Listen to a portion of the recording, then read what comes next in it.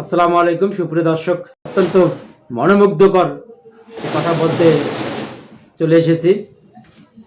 শুনলে হয়তো আপনি খুশিও হবেন, কারণ নতুন ধান গাছ উদ্ভাবন হয়েছে এবং এই ধান গাছে একবার লাগালে 5 বার ফলন দেবে। এই যখন যাকে দেখতে পাচ্ছেন, ইনি আমাদের দীর্ঘদিন ধরে এই ধান নিয়ে গবেষণা করছেন।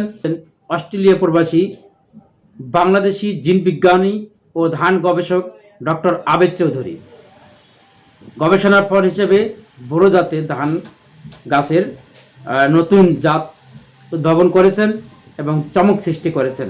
তিনি প্রথমবারের মতো ডক্টর আবেদ চৌধুরী উদ্ভাবিত পঞ্চগৃহী এই ধান গাছ একবার রোপণ করে তা থেকে 5 বার ফলন পাওয়া গেছে। এ ধান চাষে খরচ কম হয়, কারণ জমি একবার চাষ করতে হয়, বীজতলা একবার তৈরি করতে হয় এবং বড় মৌসুমে জমি প্রস্তুতির সময় সার দিতে হয়। পরে প্রয়োজন মতে প্রতিফলনের আগে ও পরে সার দিতে হয় বলে জানান এই বিজ্ঞানী।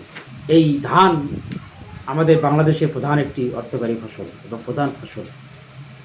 আসলে এরকম ধানের জাত আবিষ্কার হওয়া সত্যিই খুব আমাদের এই বর্তমান এই শিল্প বিপ্লবের যুগে এসে এটি একেবারেই দরকার।